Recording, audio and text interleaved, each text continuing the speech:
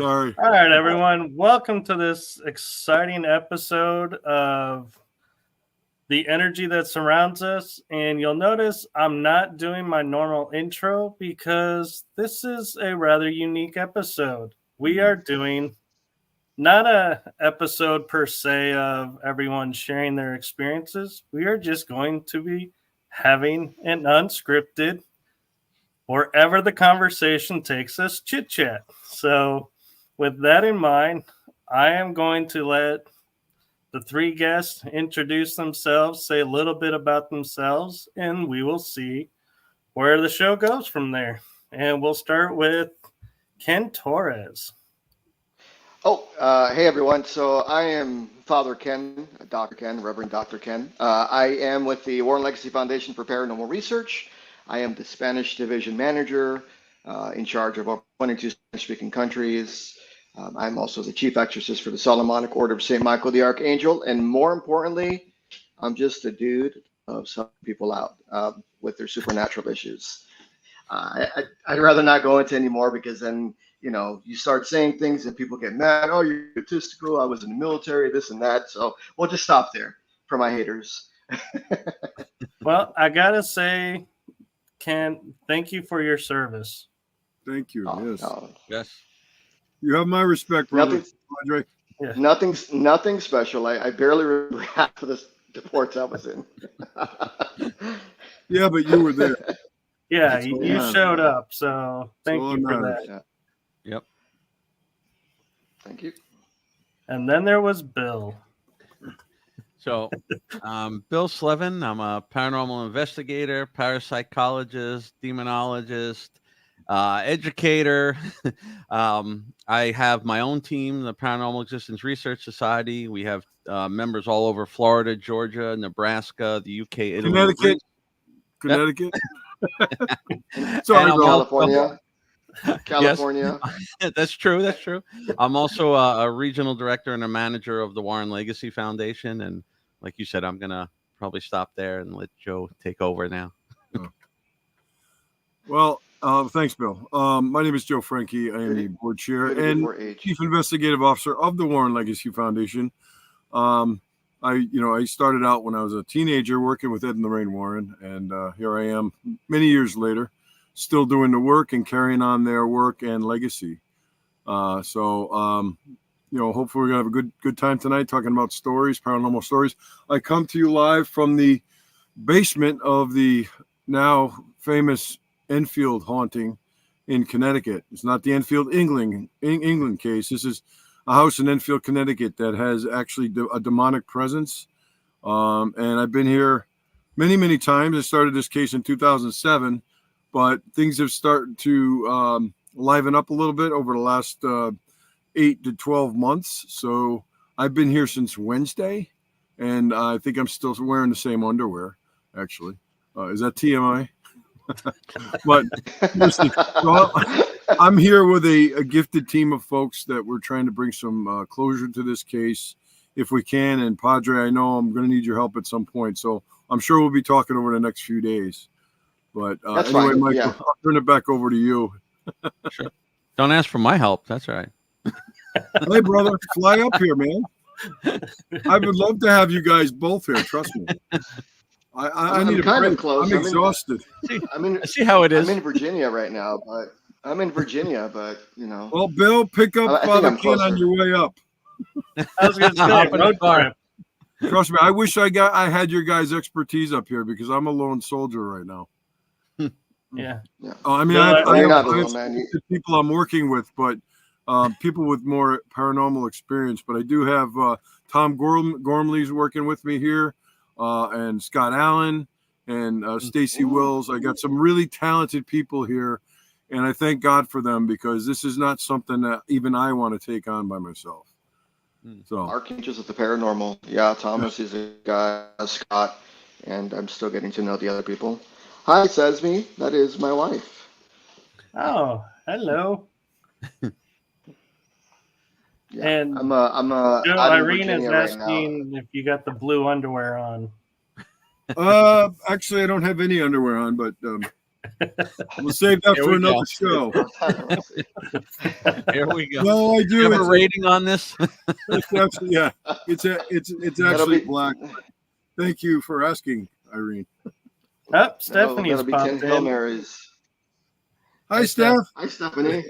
How you doing, Our, dear? our other wonderful manager from the foundation. Yes, Yeah, I we- had them on a couple weeks ago. Oh, yeah. Yeah, we have We have a team of people. Stephanie and Bill run Exactly. the East Coast, the whole Eastern Seaboard of I don't know how you guys do it because I'd lose my mind, but you guys do a fantastic job, and I couldn't ask for better friends and colleagues, really, and I mean that sincerely. Yeah, no, I mean- I feel the same way. She's the head I of feel my the same Georgia way. team too. Yeah. Yeah, she's I mean, asking. you know, she says honestly, I'm we good. have How you guys a doing? doing great. We have a very blessed team. We have a really good team, I think, throughout the foundation. We have a lot of wonderful and dedicated researchers and investigators with different talents and different abilities, and they strive for greatness. I mean, they really step up when it's time to help our clients. And even like as the manager of the Spanish division, it's a lot taking over like 22 Spanish countries and the cases that present themselves and the phenomena. But overall, I mean, just being surrounded by people who are dedicated professionals is always a blessing. Right. That's what people don't realize. It's not just, oh, okay, we're all part of the Warren Foundation and we help people.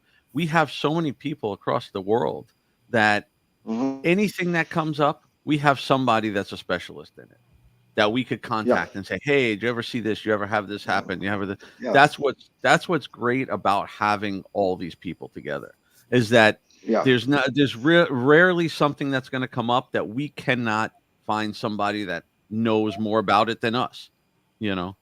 Yeah. And what I'm enjoying is I'm getting to know all of you with being on my shows is you guys are really more approachable and more down to earth than a lot of people I think expect. And I think that is the blessing of you all is that, you don't take the title of, oh, we're a part of this foundation and, we're up here, you're down here. No, it's you're like, hey, this is where we're at. So let's work on this. And Yeah, let's I mean, take care of you're this. right, Michael. We are a family here at the foundation, and we're all equal. I don't care if you've been doing this for 5 months or 50 years. We're all equals. I'm no better than anybody else. I just happen to be probably one of the elders. Bill, I've been doing this 4 decades. Bill's right on my tail. Yeah. We're just here to bring help to those who need it, that may be afflicted by paranormal phenomena. And if you're not, and it's something else, we try to point you in the right direction. But one thing that we strive for here is no egos. There's no egos in this foundation. We're all very humble, individuals, and we do this out of the goodness of our hearts. Everyone is a volunteer. No one gets paid for this. Matter of fact, most of us are probably, in the red for all the money that we've spent through the years. But it's not about the money. It's about helping others. Like we're all brothers and sisters in this world, and regardless of what background you come from, what religion you believe in, what color your skin, it doesn't matter. We all bleed the same. So, if anybody needs our help, please reach out. We disagree on things sometimes, but that's what's good. I mean, you need people to bounce things back and forth off of, and right. I mean, that's how it works. Nobody knows everything. Yeah, I agree, and that's the way it should be. Unfortunately, I noticed, with other teams in the past, or you see on social media, whatever the team leader says, that's what the team is going to do. And it's like, well, I mean, is it really a healthy relationship? Are you exchanging ideas? Because if one person has a certain ideology or a narrative of what they think is happening, and they're not leaving any room for the team members to grow or partake or just give their idea, then you're really missing out. And that can be more detrimental to the client overall in the long run. Yeah, like what what I tell some of my team members, like if I bring team members on that are new to this and I don't care if you haven't had a lot of experience. It's not really about that. It's more about your personality and you're willing to help people and your passion for this. And it's a little different. I could teach somebody how to investigate and they could pick up on it. You know what I mean? It's a little different. But I tell them, I said, look, I'm going to teach you what I know and what I feel is correct. But you need to also develop your own style with it. Take what you want. Don't ever, like, I'll never tell my team members, don't challenge me and don't say, okay, yeah, you're right. I'm not always right. I mean, so it's good it's a to continuous have, formation. yeah. It's a continuous formation, and that's what you have to do. Is once you think you've got it down, then you probably don't. You continue learning.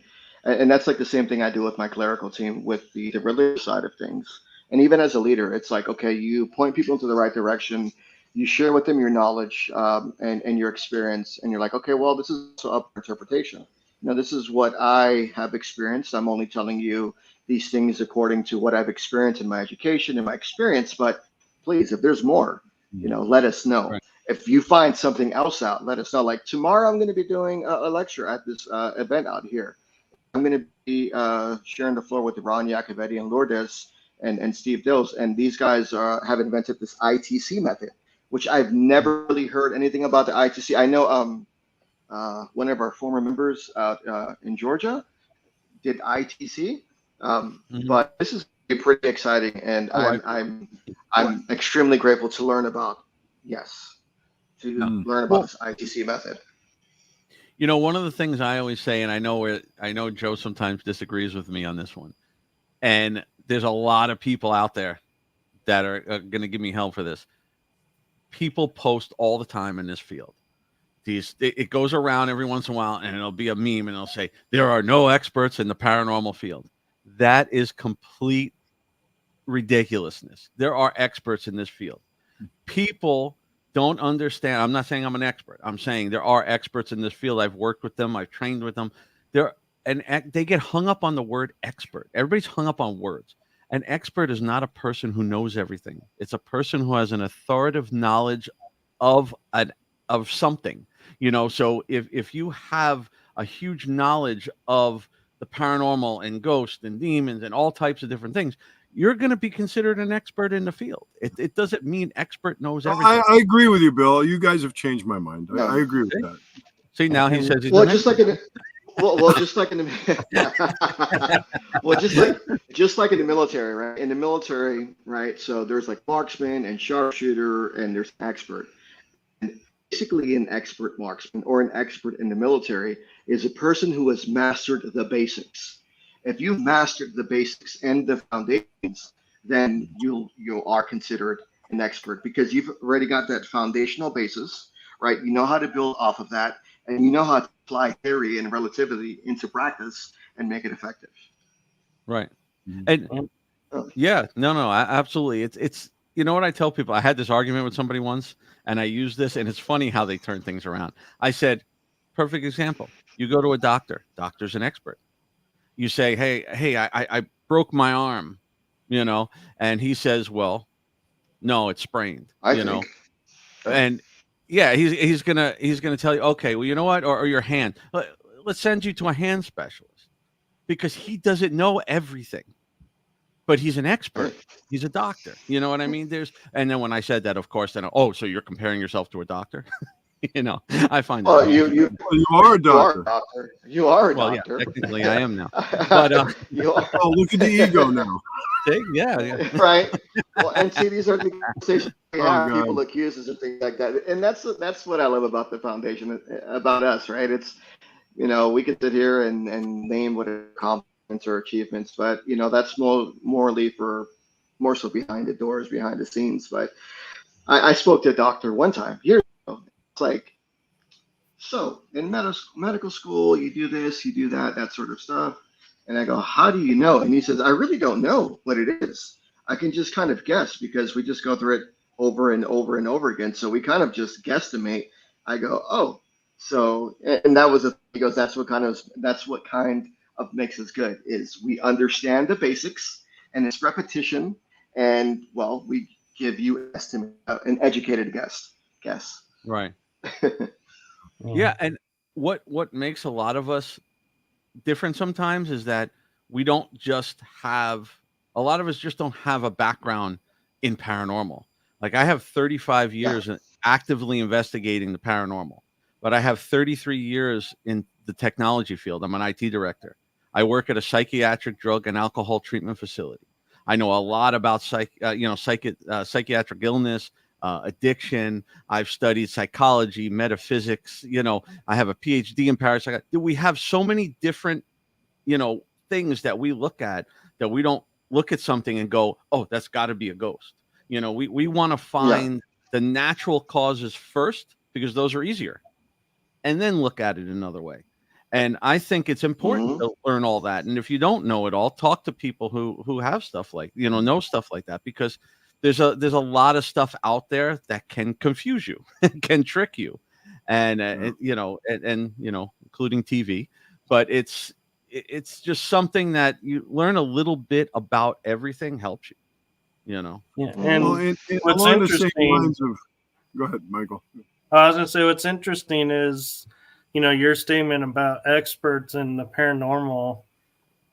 My experience was always where people were saying that and coming from the ego and saying, well, I'm the expert because of this. And it's like, they just rubbed me the wrong way. So I was like, there are no experts. I was like, no, we're all equal and everything. But in your definition, If you have to make it a point to call yourself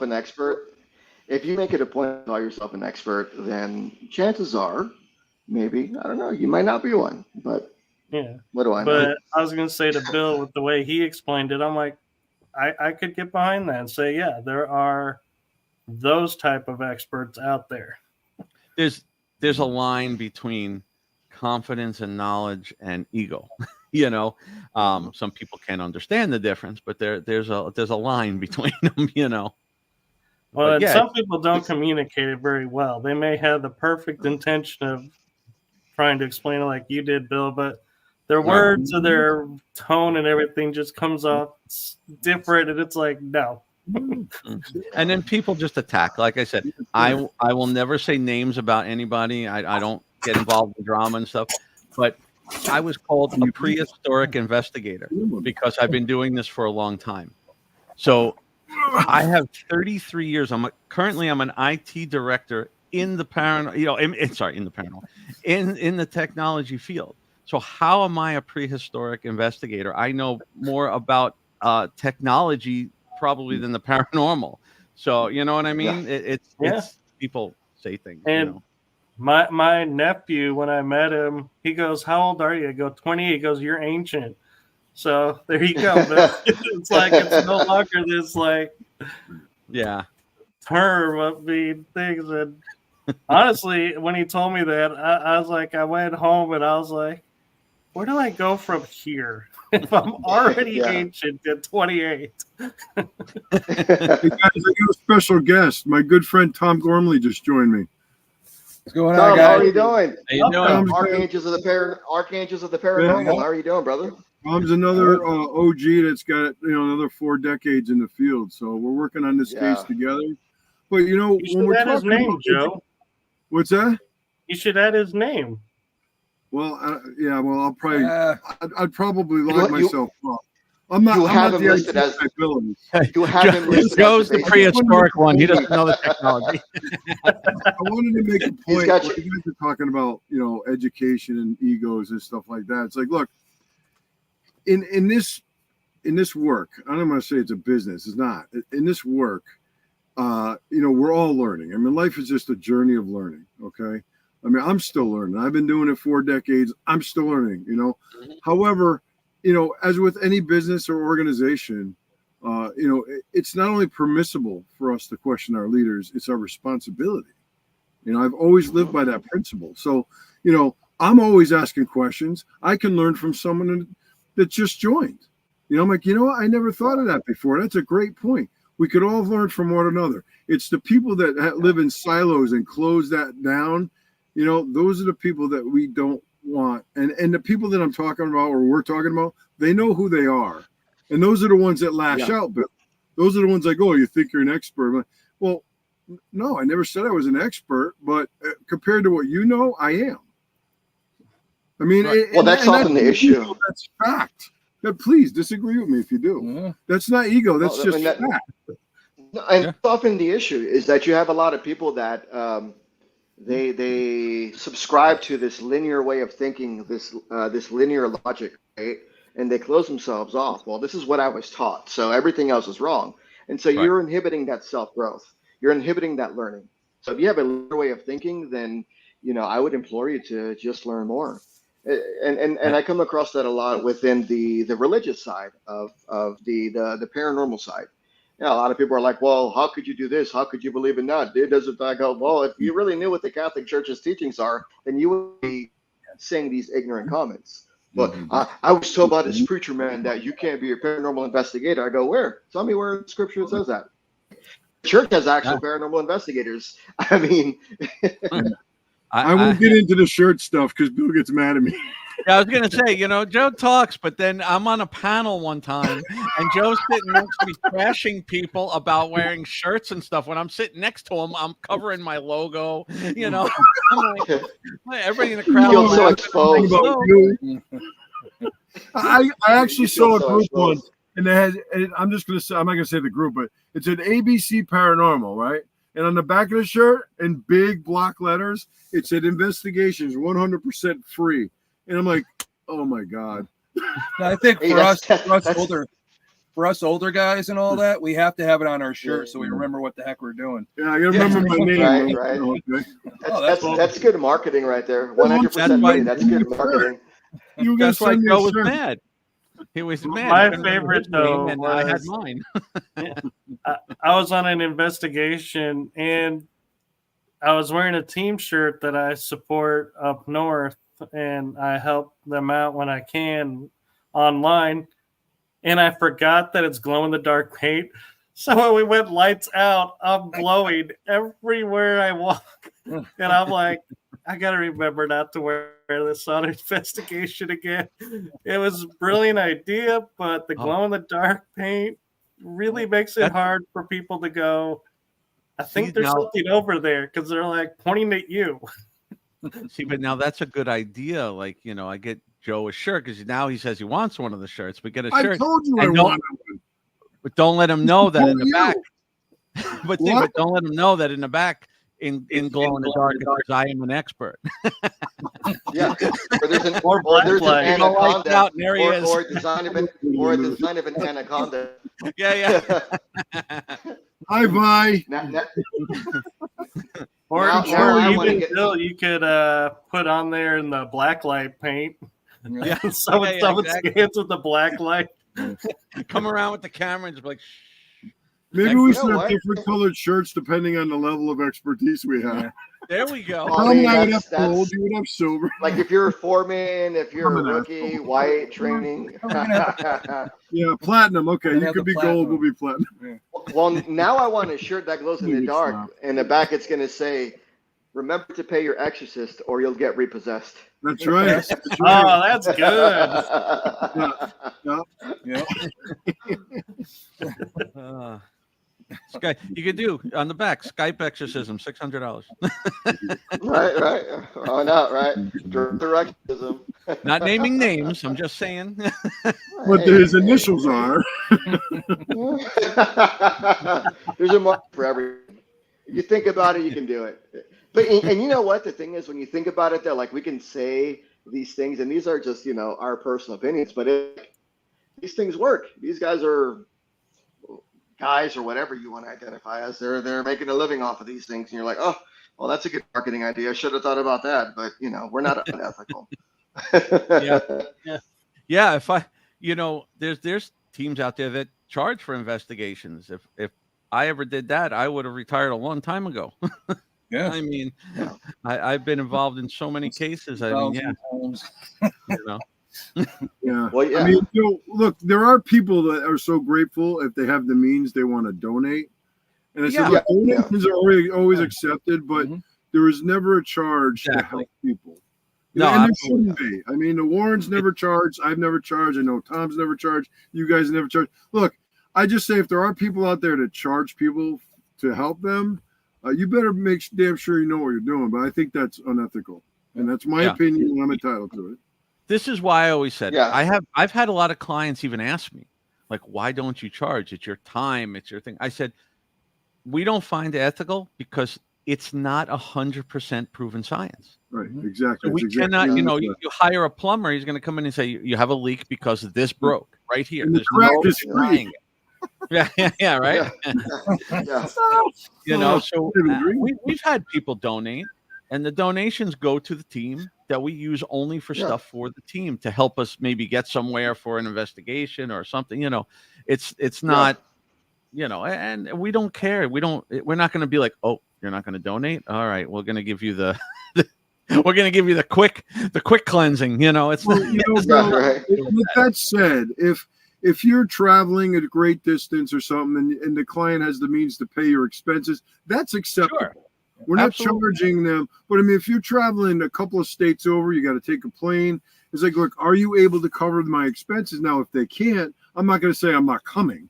Right. So, so then we just pay out of pocket. But there's nothing wrong with someone paying your expenses. But a lot of the families we work with, as you know, don't have the means to do that. Absolutely. So we do it anyway. We do it Right. anyway. I'm extremely grateful when somebody does. I mean, it's not ever necessary. And, like you said, we deal with a lot of people that, don't have it to put out there, and that's fine. That's not why we do it. And I get that the same question on the clerical side. My church, we're a legal church. We are validly licit, ordained, all that, and we never charge for anything. And I've been messaged a couple of times by people like, hey, how much do you charge for an exorcism? I go, well, first of all, why are we even talking about this? And second, I would never charge for an exorcism. Well, I've been accused before, but that person got confused with another celebrity exorcism whose name I can't mention. But anyway, it's like his initials by the second letter of the alphabet. Well, tell them that there's a price structure depending on the level of demon that it is. Once we get the name, we'll tell you the price. And it's $1,500 per demon, and you have 7 of them. It's $1,500 per legion. Well, and even man, that's crazy too, because we talk about. Oh yeah, multi-demon discount. There you go. Yeah, absolutely. Multi-dimensional discount. Dimensional. But, now you know what's going to happen. Somebody's going to cut up this damn video. And we're going to be on there with clips going, yes, we charge by levels of demons. It's okay. Keep this full version. The other option we can go is, it depends on the color of shirt they're wearing. Platinum for us. That's true. Platinum. No, wait a minute. There's but in all seriousness, the truth is that charging people is, I don't understand. So we had a case in the found about years ago where it came in. There was a family who had their son was triple schizophrenic, and they reached out to the foundation because they understood that their son had a mental illness, but they wanted to support him and give him some sort of comfort. So they contacted us because ABC Paranormal team went in. It charged them $5,000 for an 8-hour investigation, right? Then they had an intuitive medium who allegedly intuitive medium who got certified online the week before as a psychic, come in and tell the family and that young man with double schizophrenia that he had 72 legions of demons inside of him. And so they reached out to us. I remember Chris and I, we did that call. Okay, we can make an assessment at the moment. We're going to have to meet some more because that's what you do, right?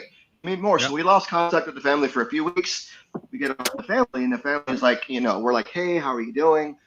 Unfortunately, Padre, we're going to have to close this case out. And I go, why? Did we do something? No. Our son committed suicide and left a suicide note. I'm taking my life because this psychic medium said I had 72 legions of demons inside of me. You know what I mean? And so that always bothers me. Yes. That's the problem. That's and, the and, and problem. I always get so mad and I get emotional when I talk about that because it bothers me. It bothers me.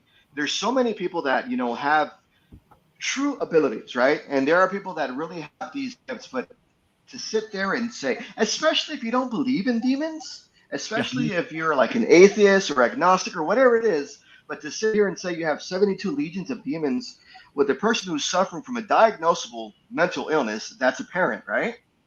Come on now. And I wish I know who that team was, but, It- yeah. Yeah, no, it's that's one of the things, like when I'm lecturing and I'm talking about this stuff, I tell people, I say, look, I'm not trying to discourage anybody from doing this. If you want to do this, go out and enjoy it, have fun with it, do it, but Yeah. do it in public. Don't Yeah. go in and work with people unless you know what you're doing or you're working with somebody who knows what you're doing, because the slightest if you don't know how to determine the difference between a psychiatric illness or an addiction and an actual ghost or a demon like that, you can truly damage somebody. I work in a psychiatric facility. So yeah, I see. Exactly, right. See, I didn't start as a patient, but Yeah. no, but I've been here 11 years now, and it's funny. We're the only place in Florida that's actually owned and operated by a psychiatrist. He's a quadruple board certified psychiatrist, and I didn't tell him for years what I did because I thought he would think I was completely nuts. He Yeah. fully embraces it. He lets me do shows and lectures for the patients. He has me talk Yeah. at our family weekends with the families and explain what I do. He fully supports it. He believes in it. He's not like, he's gonna diagnose and treat somebody the way he Yeah. knows how. It's not like I'm Yeah. pulling them inside rooms and checking them out for demonic possession, but Yeah.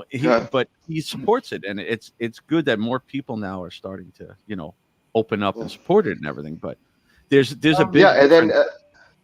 there's a Yeah. big difference too. And then there's one misconception that I always like to get out the way first. And there's like circumstances. I always tell people paranormal investigations, abandoned buildings, and haunted houses should not be synonymous with demons.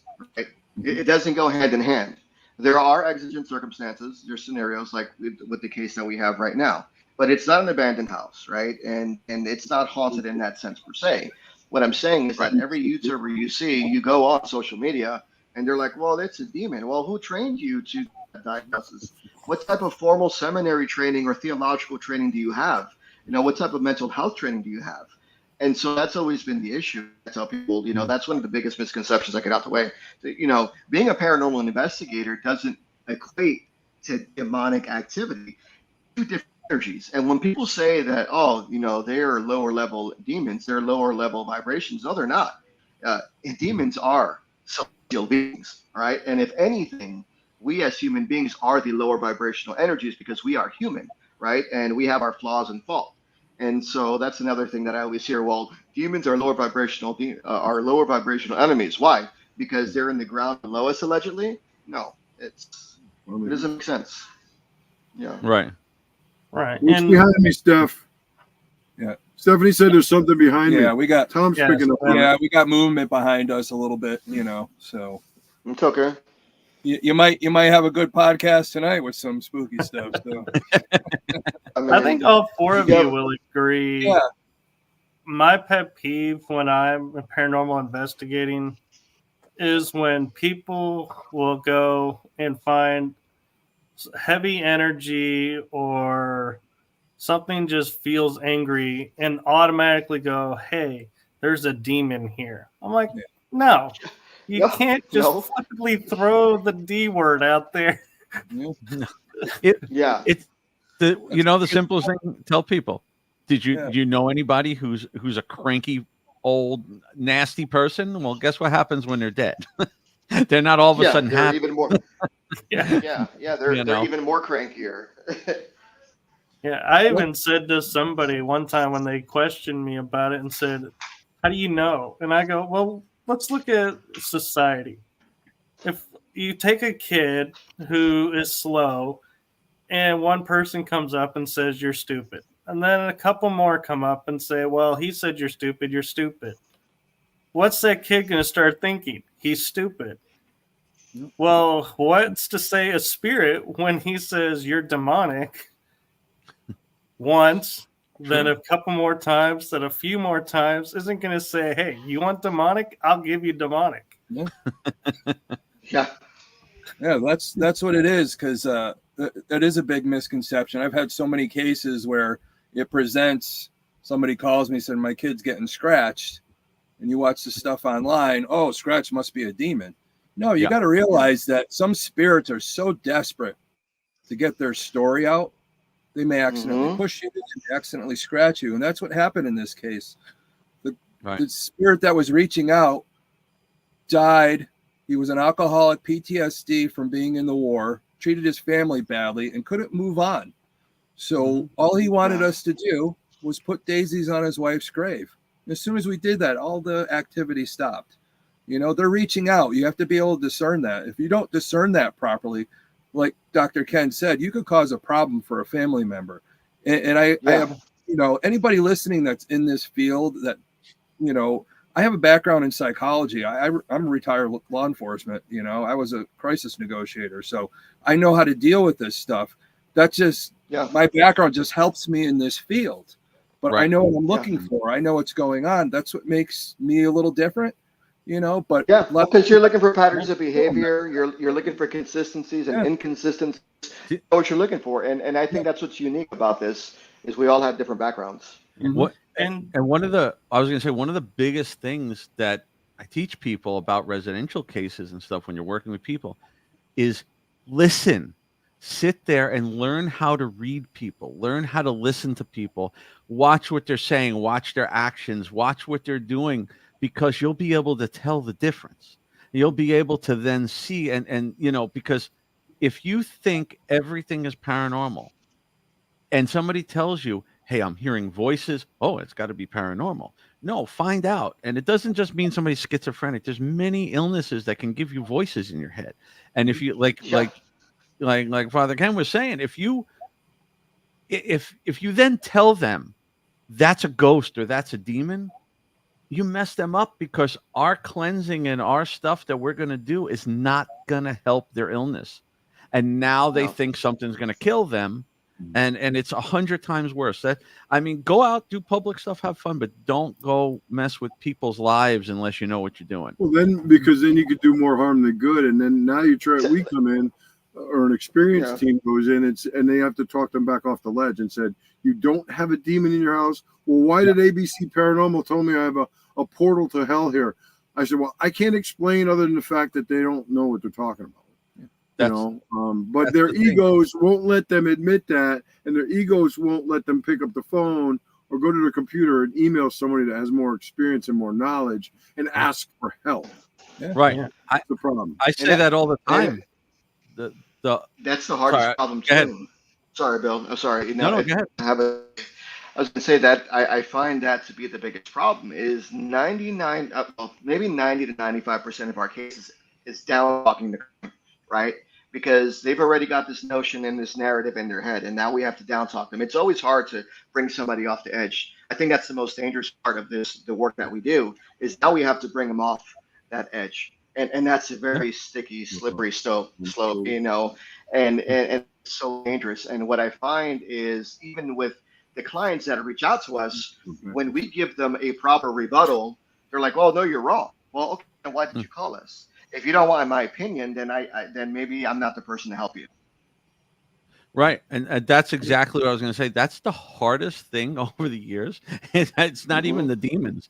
The hardest thing is convincing people who have been told that they have a demon or a ghost, trying to convince them that they don't, you know, because they saw it on TV or the other team told them they do. You can't get it out of their head. I've had people argue with me and argue with me and argue with me. And it's like, hey, we can't help you then. I never turn anybody away, but it's like, if you don't want to believe us, that's fine. You know, I tell people when they want to argue with me, I'll tell them, listen, you can go find as many teams as you want, and you'll keep looking. Eventually you're going to find someone that's going to agree with you. It's not going to help you. But then you're going to call us back a few years later, a few months later, you know, guys were right. And that happens a lot. You know, we've had people that come to us for help and they're like, oh, well, I don't agree with you guys. Okay, well, hey, you know what? your opinion. If you want, go ahead and search for other teams. I'm not going to recommend anybody else. And well, that's it. Because, and that's one thing too, professional courtesy and ethics. Ethics is also knowing when to keep your mouth shut. I know some other people are like, well, you know what? You don't want to work with me? I'll give you to another team. Nope. I'm not going to help you team hop. I'm not going to do that. You can do your own research since you know enough. That's fine. Go ahead and do your own research. I'm not going to do that for you. That's mental illness. That's the mental illness side. Yes. And all that. Yeah. There's been a lot of cases where some people with mental illness, to make sense of it, think it's a demon. Yeah. And that's a healthy, and that's a coping mechanism. Yeah. It's a coping mechanism, although it may not be healthy, but we also have to understand that is a coping mechanism. Yeah. Also, too, I have a good friend who's also a psychologist, and I know many people who are in the mental health field who do paranormal on the side, on the hush hush. And, they've also given me the same opinions. It's like, paranormal investigations can be a healthy coping mechanism, especially for investigators who are looking to find answers. Sometimes as investigators, we've experienced things ourselves, and that in itself could be some sort of traumatic experience for us. And that leads us to want to investigate, which is a healthy coping mechanism. It becomes unhealthy when it becomes the whole existence of our lives. It becomes unhealthy when all you're doing is having unhealthy habits revolving the paranormal and the supernatural. I guess I'll keep my mouth shut. No, but that's what goes on in our field. Ken, Bill, and Mike. Yeah, that's what goes on in our field. That's what we see a lot of. And the thing is I tell people all the time, if you're involved and you're trying to help people in the spirit realm or trying to help people understand what the paranormal is, and you're counseling, people that are alive, and you're counseling people that have passed, people that have gifts. That's what it is. You can't have ego, because once you have ego, you're too far away from spirit to help anybody. So right. Joe and I talked about this earlier. It's like, we're here to help people. If I can help you go to sleep at night, that's it. Right. And you know what? For me, did you help the spirit? Did you help the people? That's it. Yeah. And for me, the paranormal activity is secondary. You know what? Thank you for your reports. Thank you for the alleged activity. Okay, we'll deal with that later. I'm here to focus on you, on the family, on the sociodynamics of what's happening. I'm here to make sure that your mental health, your emotions are in check. So what can we do? Pastoral guidance, counseling, chaplaincy, getting you checked out, making sure that you get the proper resources. And then we will focus on this alleged activity. No, absolutely. That's the thing. That's one of the things people don't realize too, is you're gonna eventually encounter paranormal activity. Don't go looking for it everywhere you go. Go help the person with whatever they're having a problem with.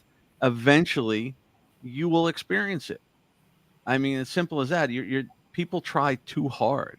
They're trying too hard to see it. Everybody wants that ghost photo or that ghost pic, whatever. But that's the problem I have in those groups. Everybody gets extremely frustrated when you tell them the natural cause for their photo or their video, and it's a lens flare, it's a dust, it's and they lose their mind. I had a client lose their mind on me because I told them they're not possessed, and they lost it to where I had to get a cease and desist on them. Same thing here with me. That's what happened. We had this conversation a few months ago. Yeah, that's the same thing that happened to me. And you know what? And that actually leads into this next point, the Oddfellows oddity. I would like to hear what you think about the items in my museum. I don't know what you have in your museum, but I tell people just like to collect objects. So some are just cool, creepy objects. Not everything is haunted. And even if it is, as long as you're well aware and responsible enough to know that, hey, there might be something there, and you protect yourself, and you do whatever it is that you believe in, your little tiki rain dance, that's fine. I don't have a problem. The problem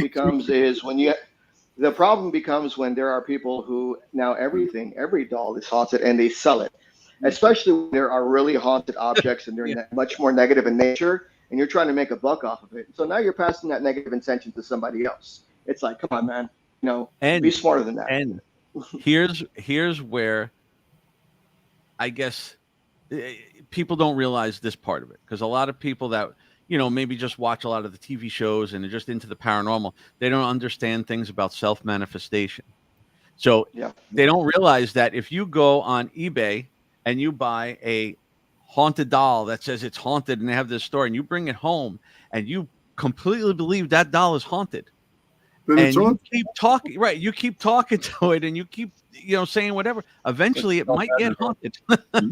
You're going to The pull Philip it in experiment. yourself. Yeah. I mean, Well, and that's that's hey, Oddfellows, and that's awesome. You know what I mean? I don't have a problem with objects per se. If that's your hobby and that's what you love doing, power to you. I'm not here to judge people, and you're not selling it, and that's okay. So you don't right. fall into that category. We're talking about people who are predators. There are people who are predators that take a quick, they make up a story, and even if it really truly is a demonic object, why would you risk other people's lives? Come on now. Yeah, Yeah. exactly. You got to be cautious with what you deal with.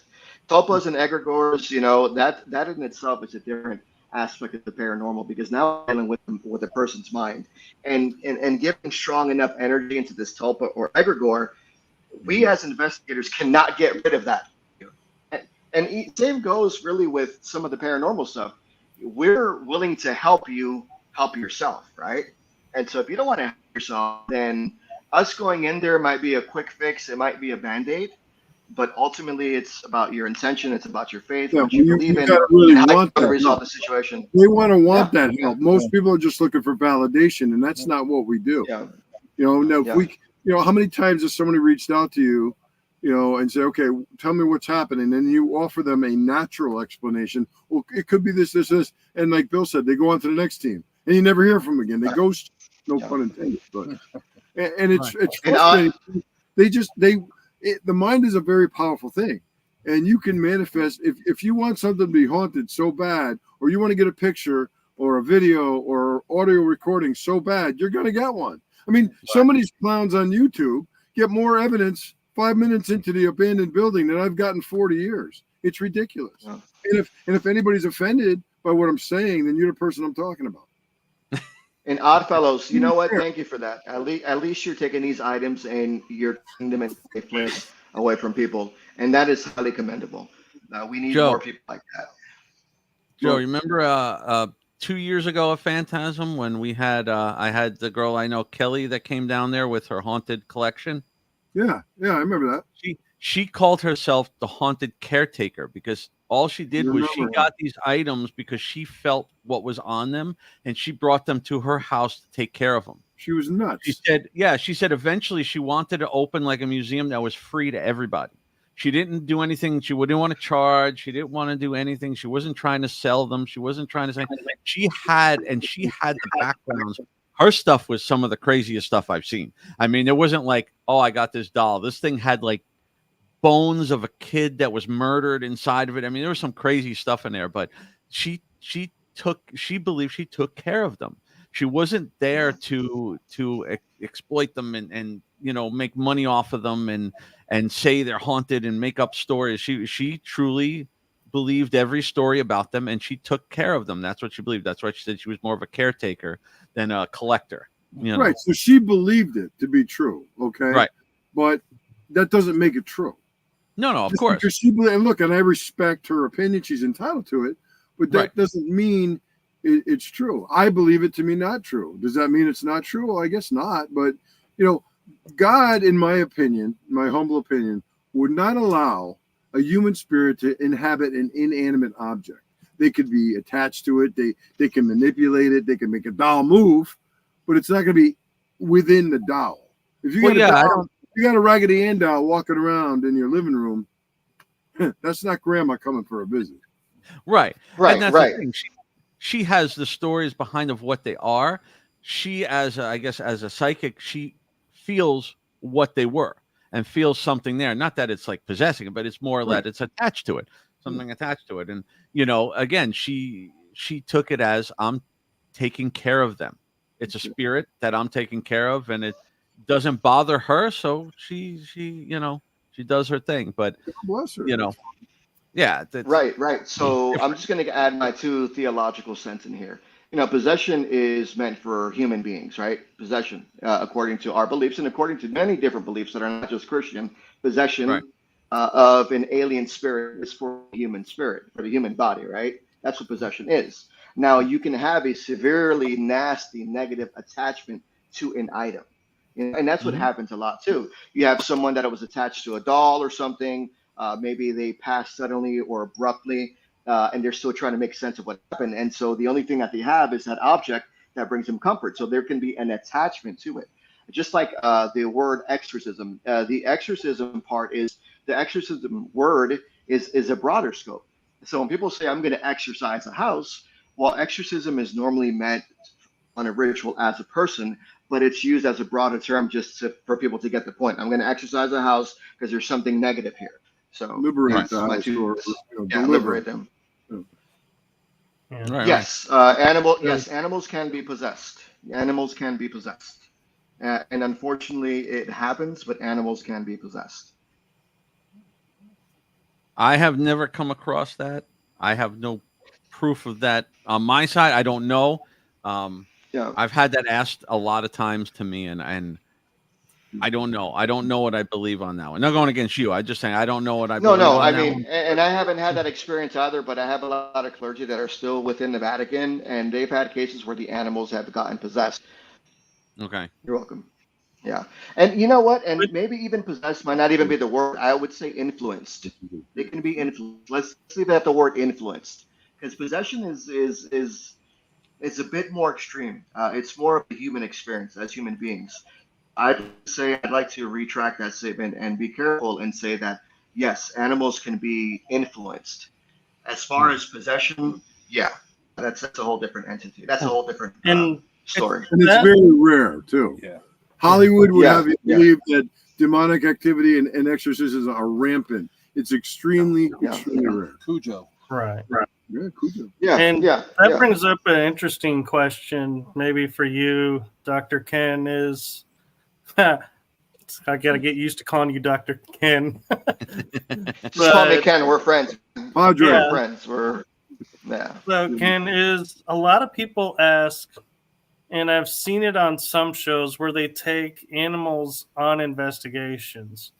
How do, one, you protect the animal, and two, how do you keep it clean, and three, does an animal really aid in investigations? I've never worked with animals, so I couldn't answer that question. I would say the best thing to do as the guardians and the caretakers of our beloved fur babies is, I guess, I would shower them with our love, our intention. But even if we protect and ground ourselves, it doesn't mean that we're immune to attacks. I saw this one video on TikTok a few years ago. This guy was like, "In the name of Jesus, I serve God. Nothing can happen to me. I'm not going to get hurt." He got hurt. He got thrown off the stairs. Here's what I say about with the animals.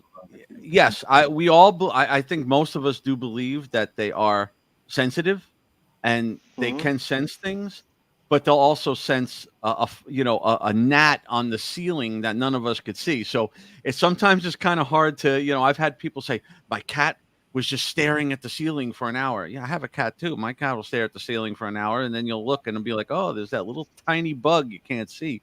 So I believe they are more sensitive. And some people, I have known people that bring their animals to help, and maybe it can work, but you got to understand too, they will pick up anything. They hear way more than we hear. My cat was sleeping on our bed in our little house the other night, and she popped out and was looking around because she heard a bug in the shower. You know what I mean? Like in the middle of the night. It was like, so they have super sensitive hearing and sight and everything, but I'm sure they can help because I believe that they're sensitive, just like a child is, Well, just like with that, I was refreshing one of my theological courses for my certifications last week, and one of the instructors had mentioned about the love of an animal, right? So animals, they have a different emotional intelligence that humans do, different emotional intelligence. And like with humans, right, we have a spirit and we have a soul. So like spirit is thought, believed the emotional intelligence and that sort of stuff, and logic, right? And the soul is thought to be the connection to God and the divine. So what I learned, and I've heard this from a lot of other friends too in the clerical field, that yes, animals have spirits, but they don't have a soul per se. They don't fully understand and have the comprehension of the divine or a connection to God in that sense, where they could pray, worship, or whatever, that sort of stuff. So yeah, there's a lot of different theories behind it. So animals, they have spirits, as opposed to like humans, we have spirit and the soul, which one is the emotional intelligence and that sort of stuff, and the soul is the deeper connection to God. Mhm. All right, thank you. Agreed. Welcome. Joe, you look like something's going on down there. What do you guys got going Well, on? I mean, Stephanie and Tom both are telling me there's something behind us. I haven't seen it yet, but we heard it. I'm sensing it because I've been sensitive my whole life and all that. We're talking about the animals, and the thing is it's good to use animals just like it's good to use equipment when you're sensitive. Yeah.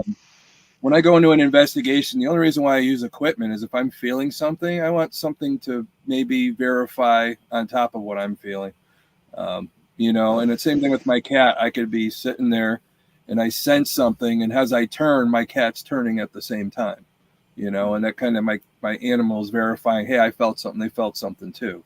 It is a lot of times it is the bugs, but you could tell the difference. Right. If the hair on the back of my neck is standing up, and then the same thing with my cat, then I know it's not necessarily, that everyday thing. So. Right. Yeah. It's, like I said, it's more like we get a lot of clients that will say, well, okay, tell us what's going on. And one of the first things they'll always say is, oh, my animals are going crazy. They're staring at the wall. They're staring. And it's like, okay, we take everything in that they tell us, but, there's a lot more we're going to look for before that, Or a little more interesting is when you get a dog or even a cat, for that matter, that's cowering and won't enter a room or starts growling.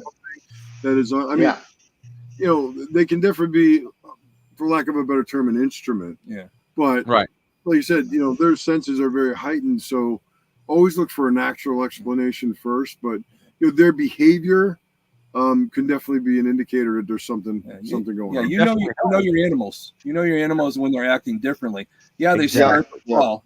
But up here in the Northeast, you go up in the attic and there's mice up there and they fall in between.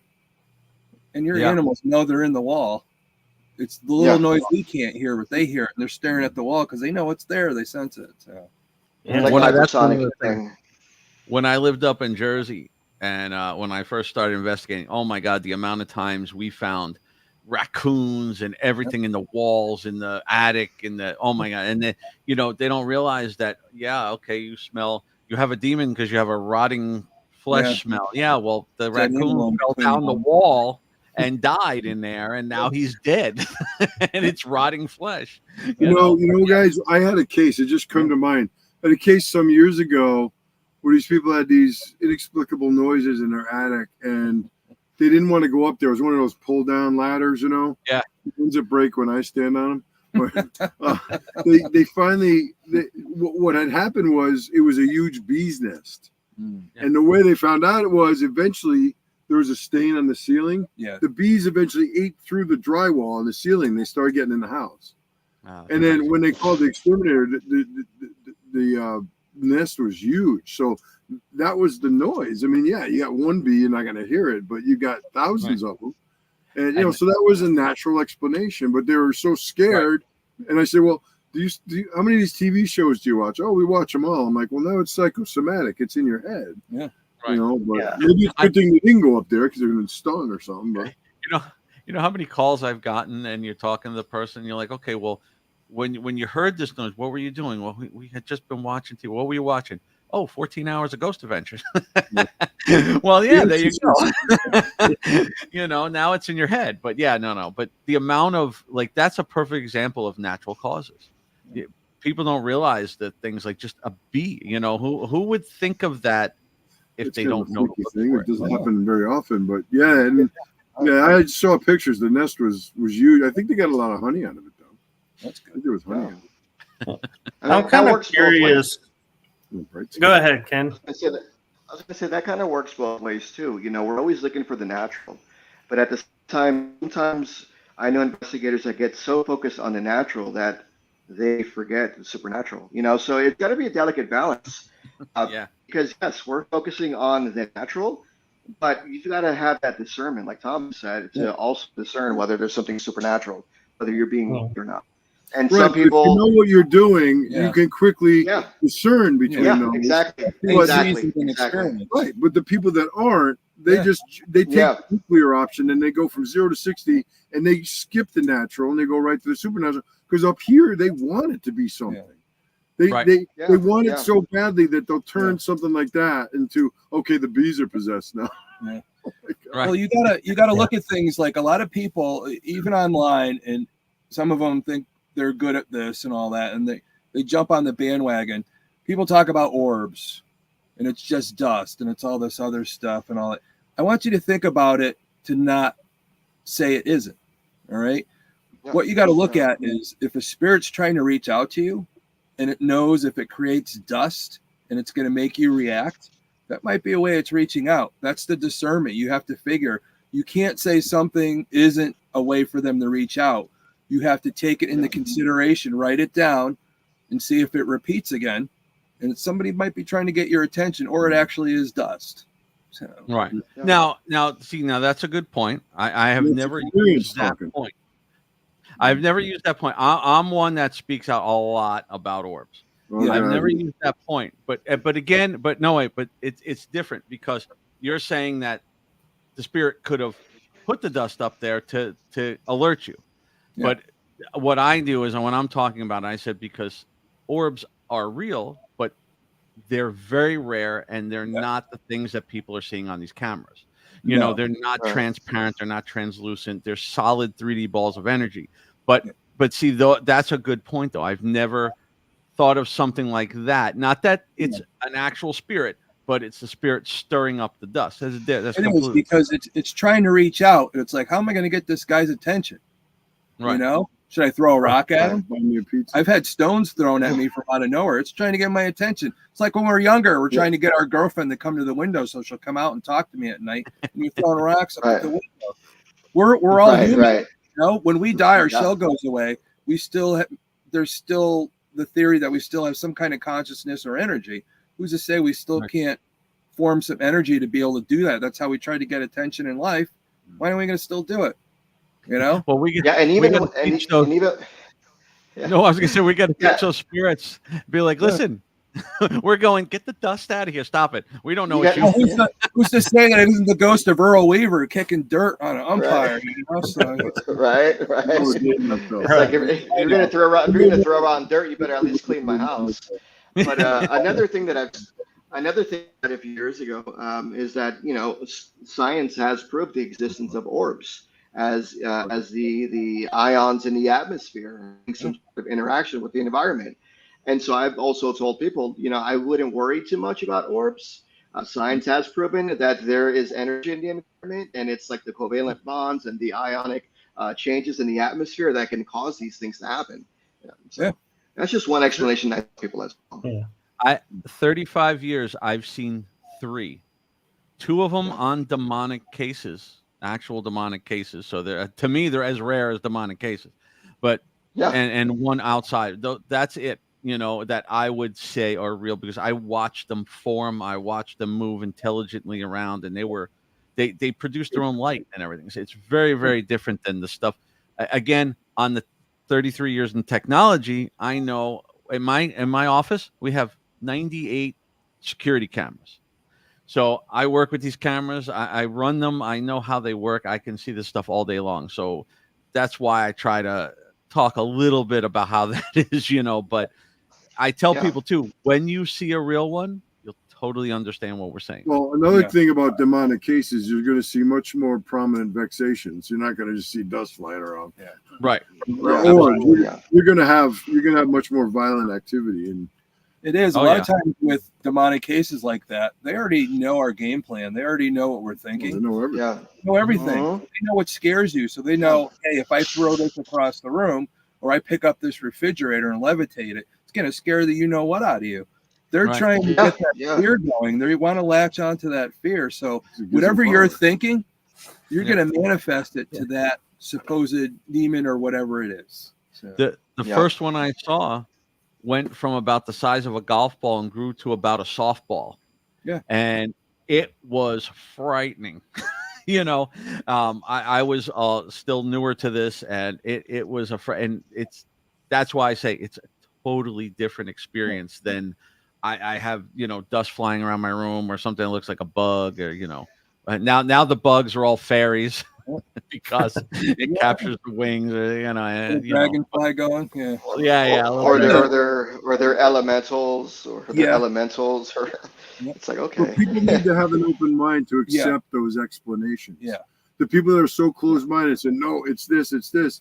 I'm like, Wait. well, then I can't help you. I'm not going to sit here and try to change your mind. Yeah. Right. They tell me, well, if you don't believe anything, why are you in here? What are you talking about? I don't believe anything. I could tell you stories that you wouldn't sleep from. You know, believe me, I believe. But you know, again, there's, you know, you have to understand a little bit of what's real and what's not. But I told Joe, I have to discern what I talk about when I give a lecture. Hmm. Because there's been cases I've had where I will not give power again to what we ridded that family of. Because if I talk of it again, You give them recognition. who's to say I'm going to give it, like recognition, and I'm going to reactivate it or whatever. Right. Because Yeah. you get rid of it, it's still there. Mhm. It's still there. Yep. You can reactivate it. It's the same thing as an alcoholic. All right. Right. They could quit the alcohol, but that urge is still there. They're learning how to keep it at bay. You got to teach people how to keep things at bay. Their traumas bring these things in. You got to take care of your traumas. That's why alcoholics say, I'm an alcoholic. They put a name to it, and then they have power over it as long as they have it, and they go through those steps, and they go through that healing process. If they don't do that, it's going to come back. So, Padre, that's why one of the first questions we ask is, tell me your name, because then you have power and authority over them, because and they have to give up that name. And it's not I, Joe Franke, command you. It is, you know, Jesus Christ commands you. Well, that's the thing. Conduit. Yeah. We're a conduit. We let spirit work through us and all that. It's not us. Yeah. We're just a conduit. Yeah, exactly. That's exactly what it is. That's where the ego goes away. You can't have ego when you're fighting against something evil like that. You have to know something that that's older, higher ancient, power that's smarter working than you. Yeah. Smarter than you, much more intelligent, older than you are. It kills me when a lot of people are like, well, I drove this demon out. No, you didn't. You didn't do that. It was the Spirit of God, the Holy Spirit, Christ. Like a lot of people in the industry say, well, I crossed this person over. No, you didn't. You didn't cross them over. You gave them the words. They made the decision. It's the same thing. If you were a smoker and I told you over and over again, quit smoking, till you make that decision to quit smoking, I didn't do it. I'm just counseling you to say, hey, if you do this and you have free will, you might be able to go to the other side and see your family. They need to go bang and do it. Right. Like all these guys, these people out there, and you guys know what I'm talking about. I'm not going to mention names, but these people that say, you know, they're exorcists. And I'm like, wait a minute. We as lay people can pray prayers of deliverance, which are very powerful prayers. It's like a layman's form of exorcism, but we're actually praying for the individual. We're not directly speaking to the demon. Only people like Ken, who's an exorcist, can do that. If we as lay people start directing our attention to the demon, now we're establishing a relationship, and it could come after us because we're opening that door. You're inviting it in. We're opening that door. Exactly. People don't understand. People think it'd be cool. Oh, I think it'd be cool if I had a demon. Really? Yeah. No. I wouldn't wish I had a broke dog.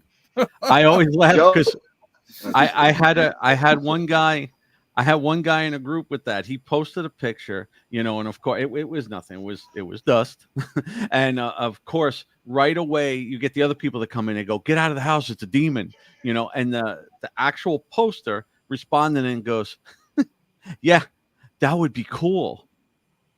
No, it wouldn't. No, it actually would not. You know, I think Hollywood has totally desensitized people to what's going on. And that's what the we not only do we help people, Yeah. we educate. We try to help educate. And then look, I tell my audiences, look, if you're not buying what I'm selling, that's fine. We can still be friends. I said, but all I'm asking you since you're here tonight is have an open mind. I say, I'm like Fox News. I report, you decide. Yeah. Okay. If you leave here tonight saying, geez, you know, he had a point there and maybe change your mind, great. But I'm not trying to force you to change your mind, say you're wrong. Yeah. No, I don't do that. And Yeah, people will respect you more for that. Yeah. But, and I know Joe will know this because he's had this happen to him too, like I did. Get knocked almost clear across the room by nothing. And believe me, you're not going to be excited to see a demon. No. Well, because if you do get a demonic attachment, and God forbid possession, now you can't just get rid of it. You can't just shake it off. I've had people say, Joe, I need you to come over here and get rid of this. I said, no. That's not the way it works. Yeah. I'll come over, back you up, and you will get rid of it. Yeah, it's your job. It's your family. It's your life. It's your home. You need to take it back. You need to dig your heels in. I got your 6. I will guide you. I will educate you, but I'll help you. But you're the one ultimately. You know, that's when you get the people like, I can't do it. It won't let me do this. It won't let me do that. I said, no. Because you don't want it to. You're giving that the control over. Yeah. You know, you got to want to help yourself first. Like, you know. That's why we teach our clients how to cleanse their house and how to take care of it themselves. Because if we just cleanse the house and we leave, what's going to happen? It's going to come right back because they're going to continue doing what they're doing and they're not going to know how to take care of it. And you know what I mean? I'm not talking about a demon. I'm talking about just in general ghosts, you know, and you have to teach them to do it themselves a little bit and learn, you know, but it's, you know, people will be. I got a question for the 4 of you, and it's something I get asked a lot on interviews, and it's gets a little controversial depending on your view of, like we were mentioning, ghost adventures. And that is the question of antagonizing and instigating. You know, does it really work to help spirit? Yes, we call it religious provocation, and Ed taught me how to do that. And that's something that Tom and I talked about. And I said, I don't want to do that here in this house because we get to go home. Yeah. All right. And then the family has to deal with the aftermath if we antagonize something. Yeah. All right. But Padre will tell you, in cases where you need to draw something out to get it identify itself and say, tell me your name, how did you get in, and give me the date and time of your departure. Those are the only 3 questions. You don't sit there and have a conversation with this thing. But you got to be very careful. You need to understand what you're dealing with, because if not, you come and stir up a hornet's nest and you leave, you know, and you're lucky if nothing follows you home. But you leave in the family, you make a situation worse than how you found it if you don't know what you're doing. That's where the education comes in. Yeah, that's where you know. Also, you walk into a bar. That being said, as well, you walk into a bar, and you say, "Who wants to fight?" What do you think's going to happen? You walk into the bar and you say, "Hey, can I buy you a drink and have a conversation?" You know, it's life. The spirit world. There's a lot of times it's just their shell's gone. Spirit's still there, but there's different spirits we're dealing with. Just like there's different people we have to deal with in life. You know, there's some people out there. Yeah. There's another point I'd like to make about that. Yeah. And it's important to understand, that you don't have to believe in demons or whatever, but by nature, they are hierarchical, right? So you also need to have spiritual authority. And these things know whether or not you have authority. When we look in the Bible, we look in the Old Testament, when the Pharisees or the old rabbis went to go exorcise that gentleman that was possessed, right? He goes, Jesus, I know of. You know, I know the prophet, but I know nothing of you, right? Because they wore the garment, because they did their rituals and they did all that stuff, didn't mean that they have the spiritual authority. And so they were ravished to the point where they almost died. So if you're going to be doing these things as well, you need to make sure you have some sort of spiritual authority behind you. You don't have to be Christian per se. You have to stand firm in what your beliefs are, right? And you have to understand what your limits are. And you also need to know whether or not, hey, what is something I need to be venturing in? Am I ready for this? Do I feel like I have necessary training and authority? You need to be in a state of grace too. Yeah. You cannot. Yeah. Because you they need to be know. without sin. Because they know. Absolutely. I've been in situations where I've gone in plain clothes, and I've gone to two different botanicas. Botanica on the West Coast and the East Coast are like the spiritual stores, right? But I live in California, and so a lot of these botanicas are catered to a certain deity. And so I walk into two different botanicas on different parts of the town, and I've gotten kicked out. They have told me this entity does not want you here, priest, leave. In plain clothes, and I've left. So you know what? God's But you want grace, the right? entity there, though. Jesus H. Yeah. So so I just wanted to go in. I was like, hey, I just wanted tamales from you, because they sold tamales there. And the lady was like, this entity, I'm not going to Demonic give it tamale. power. Yeah, well, see, the problem is I'm not going to name it because there are people that practice this certain belief. There's a certain cartel mindset that follows this deity that's an abomination to the Blessed Mother. And so they straight up told me, this deity does not want you here. Now, we do not want you here. And that's happened to me twice in plain clothes. That's spiritual authority. And it's not me. It's the act of being in a state of grace and humbly and willfully serving, God, right? And it's fasting and prayer You are and God's meditation. instrument. Like Tom said, it's not us. And that's important. God working. It's not through me. us. It's not exactly. Yeah. It's not me. And if at any ever point in time I'm like, I'm, that's where I fall from grace. So we have to be mindful of that. Spiritual authority is highly important. If you have none, then you will not be successful in combating these things. And that's why we Demonic side, tell at least. people. That's why we tell people if you're doing this I and saw you somewhere- encounter something that maybe you're not sure what it is, ask for help. It's not a contest Yeah. between everybody. Ask for help because, like you said, if they go in there's a lot of people that go in and think that they can just throw holy water around and that's going to protect them. And they don't realize that's the religious provocation. You're provoking them. You should never do that unless you know what you're doing. And it won't work unless you have the faith in what Yeah. that holy water signifies. If you don't have the And if intention, it does, and if it It's holy does, and water. you don't know It's just what to water. do next, you're in a lot of trouble. plus the thing is, people just throw holy water because it says it's holy water. Right. The thing Yeah. is, like you're saying, you have to believe in that. That's your faith. That's Right. your, there's so much that goes into it. I could have faith in a pencil, right? I could use that pencil to protect me because I have faith that pencil, through that pencil, I'm using a higher power.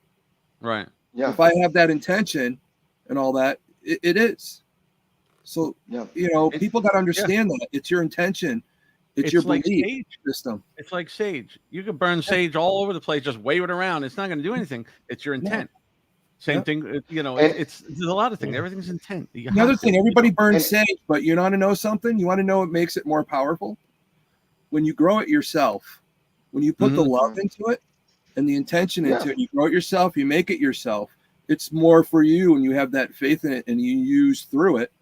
I know people different backgrounds and different esoteric backgrounds use it, but again, it is you have that higher power belief in it, and that's what's going to work through you through that instrument to create what you want to do. That's right. I'll give you an example in this case here, the home where we are. 16 years ago, okay, we had a member of our team go through the house with sage. Okay, this was, I think, a Friday night. Saturday, the family got up, went out to breakfast, came home. Now the mother had made her bed. She makes her bed every morning before they leave. In the middle of the bed, in a perfect teepee, were a bundle of sage ash, almost as if to say, "F you, I'm not going anywhere. This isn't going to work." Right. Right in the middle of the bed, just this pile like teepee of ash from the sage, just as a symbol to us saying, "That ain't going to work." So we had to shift gears and get Bishop up. Well, I tell people all the time. I have a lot of people from the faith that private message me. They go, "Hey, Padre, I've got these jewels, I've got these rocks, I've got this little thing. Is it bad?" I go, "Do you have faith in God? Do you believe in God?" "Yeah." "Well, didn't God create those stones? Didn't He create those flowers? Right? Yeah. So it's not the flower itself. You can have these rocks or these stones or these gems or these crystals as a reminder of God's beautiful creation. These are all part of God's creation. And so, although I would say, use a rosary or crucifix, But if you understand that this is from God's creation, like these rocks and these crystals, and your faith is ultimately in God, then if you believe in some sort of way that it's going to protect you, I'm not here to judge you. And if that's what you want to believe, I will accept that, as long as you understand that it's coming from God's divine power. Not that the rock itself has a special power, although it might have some scientific properties. That's a whole different thing. They may have different elements. That's a whole different thing. But when it comes to like the faith side, okay, well, if you think that this crystal is beautiful and this is a wonderful reminder of God's beauty and creation, and it brings you joy, yeah, that's fine. You can have it. I don't see a problem with it. I had a case where, we asked them a lot of questions, obviously, beforehand and everything. And I know that this family told me that they did not practice any religion. They didn't follow any religion. I believe originally they were raised Jewish, but they didn't follow anything. They weren't practicing anything. No. When I get to the house, I'm looking around. I'm like, there's crosses like all over the place, So I said to them, I thought you didn't practice anything. They said, well, we had a team come in here and they told us this is what we had to do. And I said, what is that going to do unless you believe in it? And it's the same exact thing. What is that cross on the wall going to do? Absolutely nothing. It's just a piece of wood or a piece of metal. Right. That's all. Yeah. That's the problem. Like, I know if I go into a house and it's a Jewish family, I have to approach it because that's the energy and their faith, what they're putting in there and what it might have created. Right. If somebody's a Buddhist or something, I have to know all this different stuff, having the shamanistic background and stuff like that and the esoteric diversity. But, I was raised, Catholic. So, and it's just a lot of the combinations, but you really look at it, the higher power, God, or anything like that. People just call God some different name, but it's still a higher power, and it's having faith. Only one God. Right. Yeah, there's only one. Some different religions just call it something different. It's still the one God. Right. Yeah. I have a quick story, if you don't mind. I have a friend, a really good friend of mine, but she's a Wiccan. Mm-hmm. She's like, well, Joe, you got to understand, we worship nature, sun, earth, moon, water, fire. I said, yeah, who made all that? And I pointed up. Who made all that? But I said, also, when you have these covens, they also worship the great horned god and goddess. That's against the first commandment. Mm-hmm. Thou shalt not have false gods before me. So, I guess different covens may worship different things. I don't know. Yeah. I don't know that much about it, only what I've researched. Yeah. But it's like, well, yeah, I understand you worship nature, but everything was created by one God. What, like Tom said, whatever you call it. It's a higher power. It's one higher power, whatever you want to call it. Again, we have to be open to that. People believe different things, but when I'm dealing with something paranormal and that's their belief, I have to work with that. And we have to respect that, which we do. But all the fighting you about in the YouTube and the internet is if someone doesn't agree with someone else, you don't know what you're talking about, you're a jerk, or this or that. I'm blocking you, I'm unfriending you. I'm like, oh my God, stop the madness, people. Yeah. Right. We're rolling this together. Yeah. Yeah. Exactly. Yeah. Well, guys, I hate to do this. You put your audience to sleep, Mike. Yeah. Coming to the hour and a half mark, and so I think it's a good time to wrap it up. I know, Joe, you and Tom got an investigation / work to do. Eat hamburgers. I'm sure everyone's got places to be. So what I'd like to do is to take this opportunity and allow you guys to, as approachable as we are, and, friends, hopefully out of this, share how people can get a hold of you if they have questions or concerns about something. How can they reach out to you? Well, you can get a hold of me through the Warren Legacy Foundation. My email is jfranke@warrenlegacy.com, or you can go right to the Warren Legacy Foundation Facebook page or the website, warrenlegacy.com. Bill, did I get that right? Yeah. warrenlegacy.com. Okay. Yeah. You can reach any of us through there. But that's probably the easiest and best way to get a hold of me. I don't know. I don't want to be found. He'll find me. Yeah. Well, I know how to get a hold of Tom. You know, He's we got work my together. phone number. I can't hide from him. I know where he lives now. Yeah. You can get me through the Warren Legacy or through my website, which is my name, billslevin.com. On there is everything about me, my team, the Warren Legacy. Everything's on there. My schedule of where I'm having shows or anything like that. So either of those places are good. Is my picture on your website? I'm a team member. No, I put that on Okay. the back with the demons. Picture with the platinum shirt. Superimpose your shirt on me. I'm sorry. I love you. All right, Ken. Well, if you want to get a hold of me, my website's under my name. It's fatherkendoctor.com. That'll lead you to my website, my order, and the Warren Legacy Foundation. You can also find me on Facebook, social media. So I'm pretty busy sometimes with pastoral counseling, chaplaincy. Right now, I'm in Virginia. I'm going to be giving a lecture tomorrow on demonic possession and mental health. And then I fly back to San Francisco Sunday evening after I get off this case. Well, not case, but event Sunday morning at 5 o'clock in the morning. Yeah. But, I'd like to take a moment Yeah. and say, Ken, in transparency, we brought this up before we started the chit chat. You actually had a major accomplishment in the news. Yeah. And I'd like to give you a moment to share what that was like for you. So I wouldn't really consider it a major accomplishment, but there's always the issue with people saying you're not valid or you're not listed, whatever, you're not a real priest, which I am. I have real valid holy orders. I've been verified by the Archdiocese of Sacramento, which is why I was chosen and selected to guard the relic of St. Jude from the Vatican. And so I am a Knights of Columbus member. I am the chaplain. And so I came out on the Spanish news talking about our faith and what that relic of St. Jude meant. And so it was a cool little moment. I don't know that it's an accomplishment, but it just felt really good to It is. be able to protect. Don't be humble about something that. like that. Because how many people can say Yeah. they get that honor? No. Really? Right. Okay. Well, yeah, Yeah. I mean, they're chosen by the Vatican to guard this relic, after an extensive investigation process. I mean, I was cool. Yeah, absolutely. That's great. Own that, Ken. That is. They wouldn't That's a take high Joe. honor. Yeah. No, I wouldn't pick me. No. No, Yeah. Joe would stick it in his pocket. Give them respect. I'm Well, honored that Ken gave me an amazing recommendation letter of for what I do and everything, and I'm honored to have that.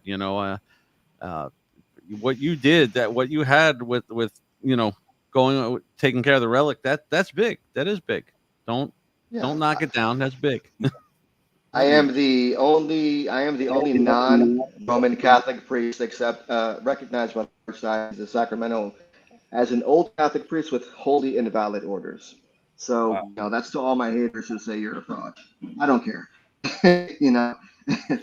Nobody here All is glory, saying all glory is nobody for God, man. nobody That's that all. matters is saying that. Yeah. So don't worry about Well, it. not only that though, but haters. it took a long time. I am a veteran. I got injured. I have a traumatic brain injury. I've been through a lot, right? It took me damn near 12 years to finish seminary, get my master's degree and my doctorate in theology and religion.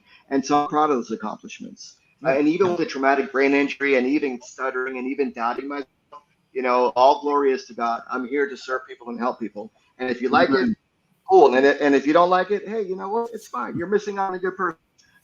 Right. Well, the men of faith are always attacked, so it's just part of what comes. Yeah. And all that. Yeah. But yeah, just so you guys know, I know Joe and I are sitting here in the basement of the Enfield Demon House and all that. Well, the 1771 house, we're trying to refocus this area, but we're having an event tomorrow night. If you want to come and investigate with us and be part of this docuseries that we're filming, you could go on our friend Scott Allen's medium, Scott Allen, ALLAN.com, and still buy tickets. You could come down to this basement with us if you want. and see all the things that we had something crawling on the wall while we're on air behind us. I know some people have noticed, but very active home. it is. So we're so used to it now. It's just like, yeah, it's over there, and we're focused on helping this family this weekend and all that, and helping, heal the land, heal the house, heal the people in the house. That's our main focus. It's not try about to capturing stuff. Silence the haters out there that said this house is fraudulent. Yeah. I'm putting my reputation of 40 years doing this work We both on are. this house. Yep, Thank we both you, Tom. are. Thank you. Yep. So, take that. Yep. And with that being said, I have to admit, I am appreciative and humble that you all, as the Warren Legacy Foundation, are allowing me as a podcast host to host your teams, your members, and help shed light on what you guys are doing. And I know I'm one of maybe many or a few, I don't know. Doesn't matter to me. I just am humble and appreciative that you give me this opportunity and trust me with your foundation members to say, here's a show you can go on, have a great time. And I love how you guys come in and support each other. When a team member is on the show, you guys show up in the chat rooms and support each other, and I love that. Families do. Yep. We're a family, all of us. The strength of the foundation But is our members. Yeah. You The strength of the foundation is our members. Bill. The strength of our foundation is our members. Yeah, and there are other people that are not part of the foundation that are great investigators too. So, absolutely, the strength of the foundation is our members, but we also recognize and realize it's like Thomas Gorley, a lot of other wonderful people out there who are not the foundation, who are wonderful and reputable investigators, who are out there putting their life on the line, because really that's what we do. You're essentially putting your life on the line for strangers that you don't know, and you're helping them. You're taking time out of your day, out of your month to help them, all for free. I work with a lot of great. This is a calling. This is a calling. This is a calling. Yeah, right. This is not just I'm doing it for fun on the weekends. It's a vocation. It's not an occupation. Yeah. So And it's not a competition. I work with a lot of teams. We collaborate on things. We do. It's not about who did what. It's not about that. Yeah. I agree with you, Bill. Thanks, buddy. Yeah. Well, thank you. And I agree with you, Bill. I used to be on teams, and I would find all the investigations would use the same techniques, the same everything. And when you start collaborating with others, it's like, wait a minute, there's this technique? Why aren't we using that? And so I left the teams to be on my own to collaborate with others, because I was getting more out of investigating with others, learning more. Yeah. You can learn from everybody in this field. Never stop learning. You know? Yeah. Except Joe. Like me, I'm not so much a technology guy. I have some equipment. I know how to use it. But my focus is for mental health and the spiritual aspect, pastoral counseling and chaplaincy. And then, once I deal with that natural factor first, and then that experience with equipment and all that other stuff, and say, hey, you know what? I've done my part of the task. Now I need your guys' help to help me with the rest. If there's something here, we'll do our very best. And I tell people, we don't promise you a rose garden. I can't promise you that we're going to get rid of something, because nothing might be there. But at the same time, we also have to be careful. And this is one last tidbit of advice. Don't promise your clients anything. Mm-hmm. Don't promise them, we're going to help you get rid of it tonight. Don't ever do that. At its best, this is considered a pseudoscience. Come on. Yeah. I only promise I'll bring them some coffee on the way. Yeah, food. There, I bring donuts too. Yeah, I just promised them I'm going to introduce them to Joe. As long as I can be wearing my shirt when you do. Yep.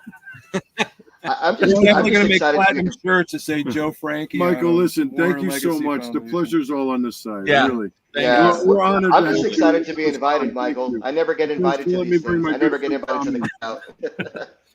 Well, and one other thing I want to mention before I throw us into the outro, is I have talked with a few of you offline in Messenger, like almost daily since being on the shows. And to me, that's like really is cool for me, because I'm like, most times people are like, okay, the show's over. We did our thing. Now we get busy with life and everything. But you guys have a larger habit of checking in and saying, hey, I'm over here. Look at what's going on here. And it's like, I kind of feel like I'm being brought into the family somewhat. You are. Yep. You are. Well, you are. I'm the chairman of the board, and you are. I'm pulling rank. Yeah. That's right. Well, That's thank right. you. You are, Michael, Yeah. really. So thank you. And that means a lot to me. And so thank you guys. And I look forward to keeping in touch with all of you. And I have to say to Ken, I have a lot of people who watched you on my show, Paranormal Versus.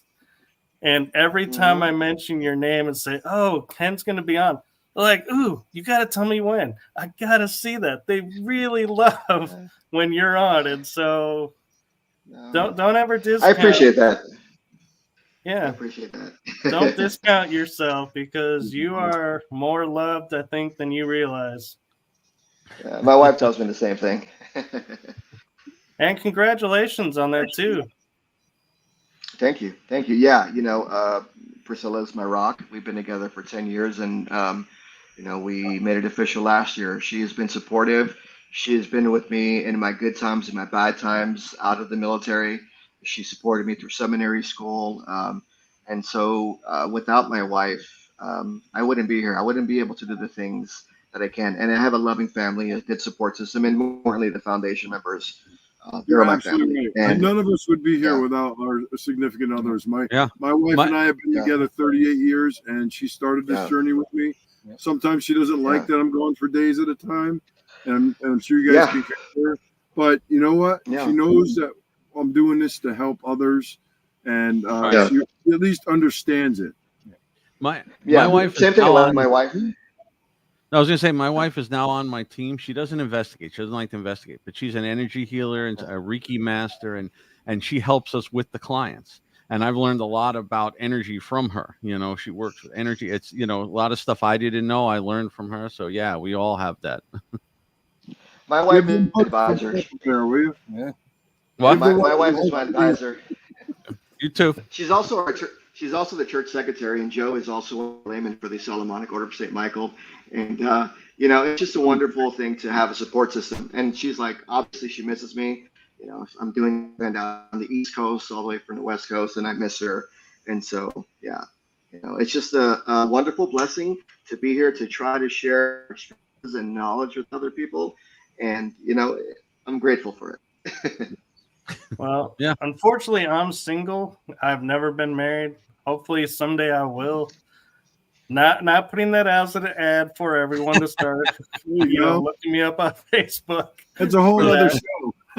But a whole new list of friends. Yeah.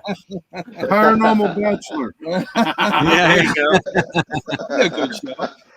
But I think a way I'd like to end this is, because a lot of you, talking about your significant others is, and I know some of you are away from them. Bill, I'm not sure if you how far away you are, but other room. I would like to give you guys the space before I go into the outro to say something to your significant other. Well, I'll say it real quick. I'll say it real quick because I'm going to be away from my wife till Monday, and we're here. We're digging in, and we're trying to once and for all, hopefully equal this house out. And having Joe here, who's worked this case for over 16 years, just the group that's come in, and again, your ability to come and see us, tomorrow. But the thing is it's important. It's important that we help people to know that there's people that still care, even in this information highway thing that we've drawn into, and the I don't like this person, I don't like that person. You know, we have to go back to the point where we help people and we're there, we understand, and it's not for ego. It's, you know, it's for love, you know, love of your fellow human. So, you know, I tell you, you know, and I echo that sentiment, but all kidding aside, my wife is my rock, and I wouldn't be the man I am today without her. I wouldn't have succeeded. You know, she was with me by my side with Ed and Lorraine Warren also. We were dating when we met them, you know, and here we are 38 years later, and I love her to death, and God bless her. My wife and his wife worked together they were working together when they first met. So, you know, Right. And Joe and I met Ed and Lorraine around the same time, that, you know, Mid-80s, years ago. yeah. So we, oh, you're dating us again. Yeah, I'm old. 85, 86, you know, so. Yeah, I don't know Yeah, if I chocolate. would. I'm lucky to have somebody that supports me in everything I do and puts up with me. You know, we all do a lot that we need to. You know, not easy to put up with, all of us. Yeah. So yeah, I mean, she's a great influence in everything. She is, because I know her. Give her a Yeah. hug for me. Yes, you I'll too. take one of those. Chocolate? Oreo? Yeah. Sorry, I'm at my sister's house and I was craving chocolate. So, Hey, here. but yeah, you know, overall, just before we close the show, I just wanted, like I said, I love my wife. Thank you for this opportunity, babe, for, you know, allowing me to be out there and depart my knowledge. And I get to spend time with my sister, my nieces, and my nephew, play baseball with them for a few days. And so I'm just excited. I'm going to be at the old abandoned Central High School tomorrow in Goochland, Virginia. So if you're in the area in Virginia, just here in Newland, come down and check out this event. Going to be some wonderful lectures, and I'll be selling my books too. So you get some information on how my brain works. Awesome. Well, thank you all, and thank you all in the chat room, and thank you all that are watching. We couldn't do what we're doing without you guys, and I'm referring to the podcasting side of what we do, and also the investigations, because, you know, we kind of need someone sometimes to start it. So we appreciate you all, and have a wonderful day, night, morning. If you're asleep, sweet dreams to you. Nice. And make it a lovely day. Take care, and God bless you all. Yes. Exactly. God bless. Be blessed, everyone. Have a good night. Bye, everyone. Good night. Good night, everyone.